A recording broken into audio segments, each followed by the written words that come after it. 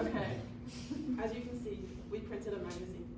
We did it, we finished. We celebrated, but what you can't see in this photo is all of the mistakes and the fixes and the changes we had to make, because there was a lot of them.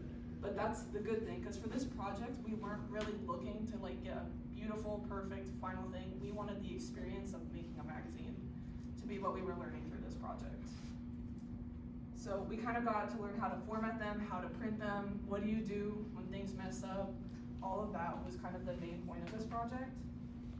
So to start off with how we even started this project, we asked ourselves, how do you make a magazine? Because we haven't done it.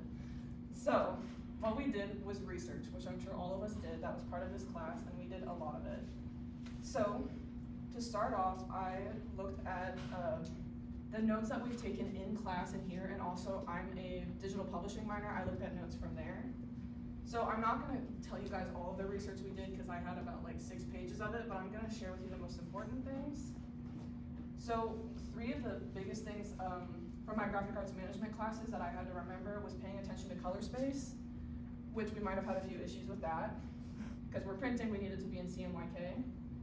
Watching for neutrality and gray balance, which you can see on the right, which was really important for the 1920s to 1970s photos, because a lot of those photos, cameras have changed so much.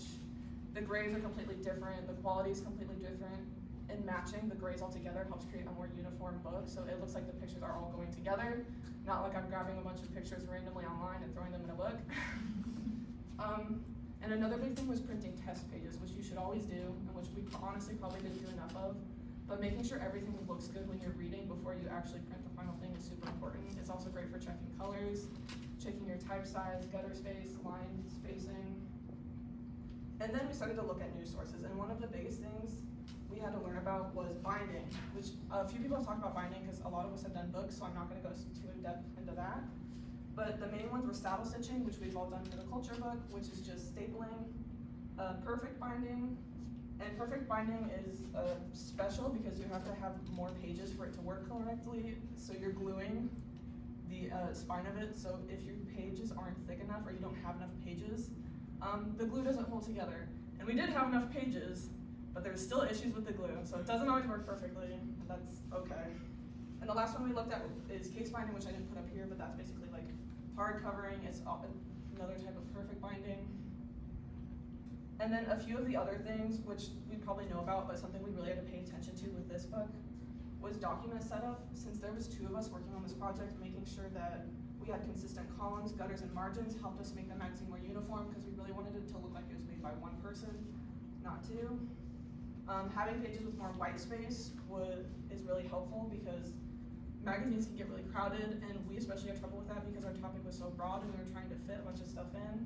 So having to cut down was super important. And another big thing was gutters. I learned that gutters are really important in a magazine, and I saw that when I started designing because having wider gutters creates kind of a more airy open feel, which makes things easier to read through. Narrow gutters will make everything feel kind of dense and compact, and when you're reading through 80 pages, that's not good. So then we got to start working on the actual magazine after taking those 6 pages of notes. And our next step was to choose what the magazine was going to be about. So we compared kind of our interests and the things we knew, and we ended up deciding on doing 100 Years of American Music, which swiftly became 100 Years of Women in American Music, because 100 Years of American Music was way, way too broad. And even this was really broad, and honestly, one of the biggest challenges was just kind of condensing 10 years of music down into like 4 or 5 pages. And then this topic also worked really well for us because we were able to split up the years evenly between us. So we kind of had an equal amount of work. So in our magazine, there were a total of 6 decades. Maddie was in charge of the 1920s through the 1960s, and I was in charge of the 70s to the present day.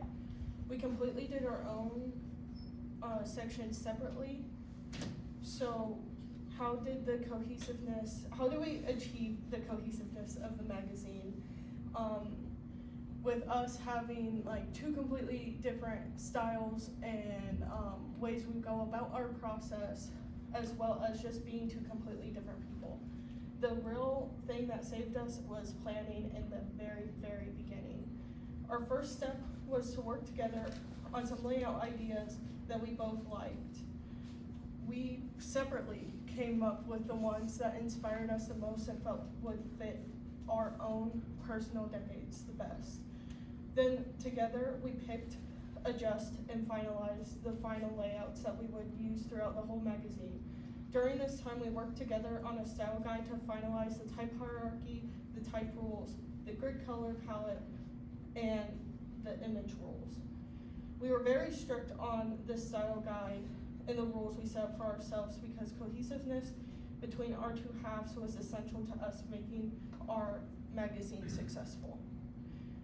Now, we don't live in a perfect world where me and Maddie are in sync completely, as much as we wish that we were. So despite all these rules, we still had to go back and make changes. This was a very necessary and painful process to go through. But once we got there, and it's time to print, finalizing the files was a very difficult process.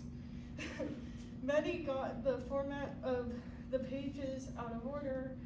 I messed up the colors, the color mode, and had to go in individually and change RGB to CMYK. And beyond this, we had to print several times, or cover several times, not everything, because the cover itself was not lining up. But once everything got printed, we still had major problems with binding. The problems never ended, you guys, I can tell you. And we don't have a grade A machine here, it is very old. So, trying to bind everything together, the glue wasn't cooperating, we tried like twice, and we didn't want to burn our magazine. So, we ended up just hot gluing it together because the pages were kind of falling out. Yeah. You can see kind of on the spine and on the bottom, there's a few issues. That's okay. Yeah. So after we got it glued, there were so many issues up to this point that we had to trim down significantly on the sides that we did not necessarily account for in the beginning. But what really helped us was the hefty margins and the full bleed that we had on our magazine. Because if not, we would have really cut into our information and images, and that wouldn't have been good. So, despite all of the challenges we faced, we were able to work together to compromise and problem solve as a team to come together and overcome any issues that came our way. And we were able to work together as a team, communicate effectively to create a long-form editorial project that we are very, very proud of. It's so pretty. That's it.